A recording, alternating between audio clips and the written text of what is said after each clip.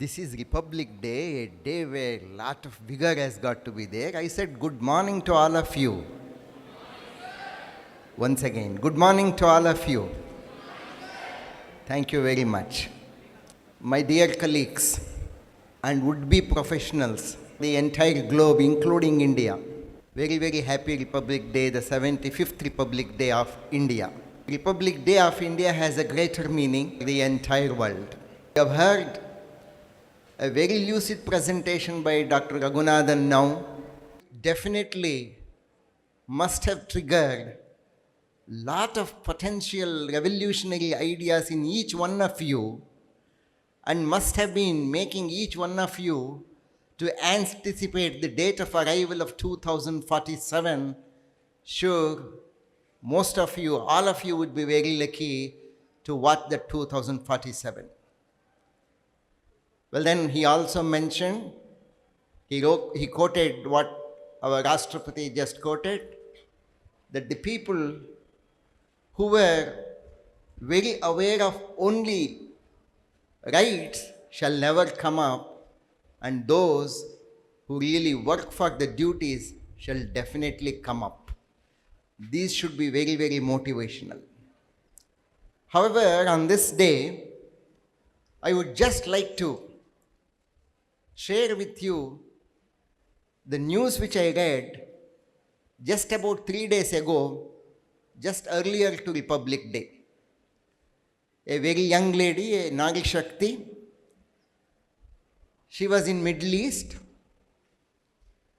and one day her father went over to Middle East, or probably might have made a phone call telling that her grandfather is not doing very well, therefore she has got to come back immediately from the Middle East.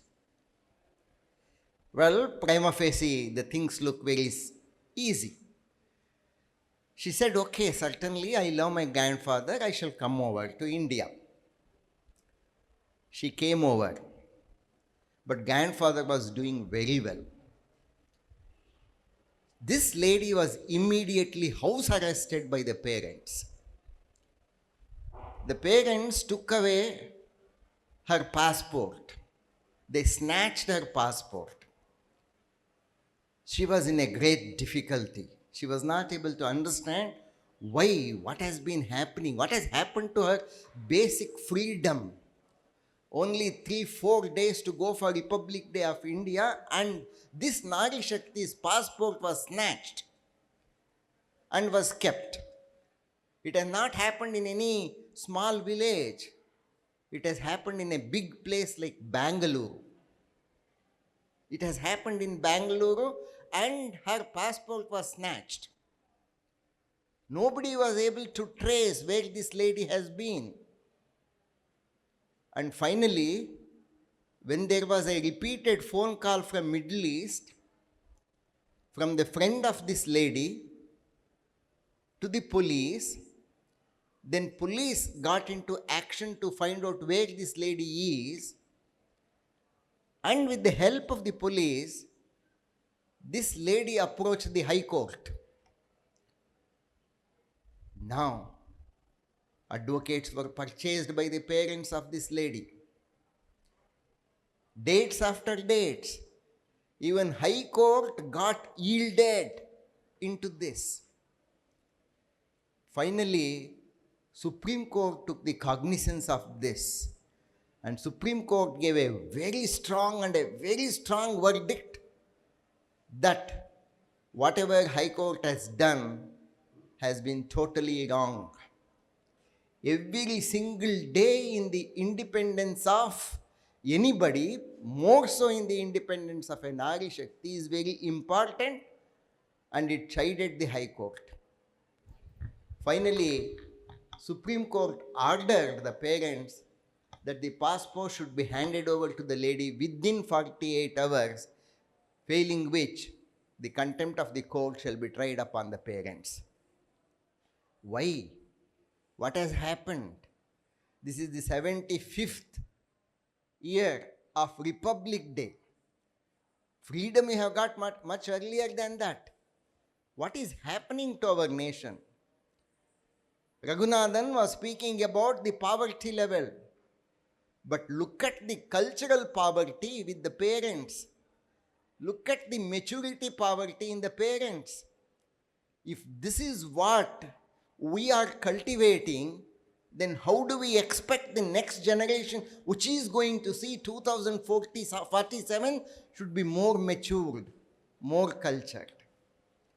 Here, I just wanted to trace the difference between freedom and republic.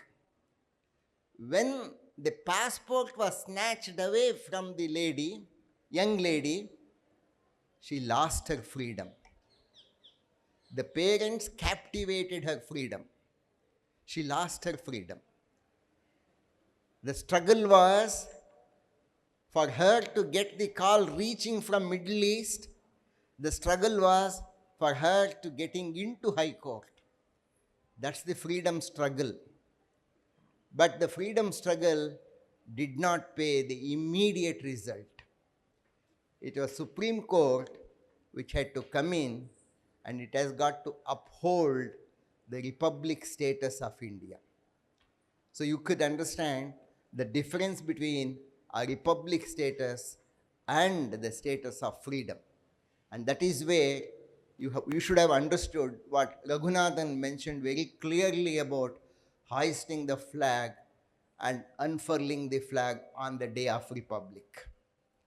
Well then, Republic Day assures you, Constitution of India assures you that you can follow any religion, that you are independent, that you are sacrosanct. Well then, there is one more religion. The religion is to remain republic. All ordinary religions which bring about the split between the mankind should certainly sublime in the backdrop of this republic, this religion of republic. That is the true religion. The religion which takes to your temple, the religion which takes to your mosque, the religion which takes to your church may not be the true religion, because in Amar Jawan, who is sleeping over there, to which religion does he belong? He belongs to the Indian religion. He belongs to the Bharatiya religion. So this Bharatiya religion is what is protected by Constitution of India. So Constitution of India is the religion. Well, he mentioned very beautifully, Raghunathan mentioned very beautifully, Parliament at the most can represent a lower religion, but whereas the Constitution at the top shall represent the casteless, creedless religion applicable to not just India, to the entire mankind. That's what is the beauty of this religion. Now the question is, should we obey the Constitution of India, or should we understand the Constitution of India? Well then, the whole bad practice of Indians is that obey. The parents tell children should obey. The school principal tells that he should be obeyed. Headmaster tells he should be obeyed. School teacher tells he should be obeyed. Commander tells he should be obeyed.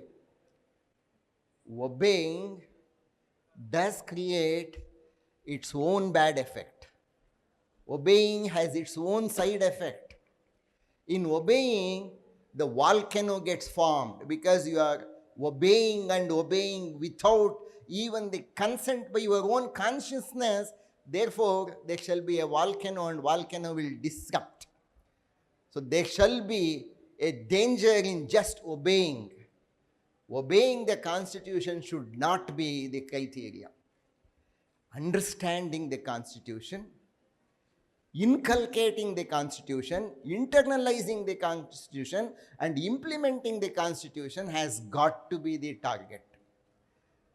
2014, to which all these youngsters would take the proud India to that convergence point, shall also take the pledge Not that we shall obey the Constitution of India, but that we shall understand the Constitution of India, we shall internalize the Constitution of India, and the day of 2047 should be the day absolutely there shall not be any financial poverty, there should not also be poverty for the immaturity, the poverty of being uncultured. Uncultured crooks are spoiling this nation. However, what is really spoiling this nation is not the uncultured crooks, not the idiots who are sitting, but the silence of the remaining 90 to 95% of the people. Because the uncultured people are hardly 5% of this nation, but the silence of the remaining 95% of this nation is really killing the nation. Let the 90% silence shall become the voice, of India, and then this 5% shall automatically be suppressed.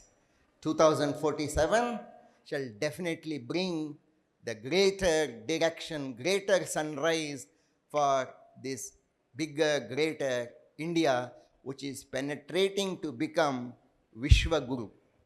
Thank you very much for such a patient hearing.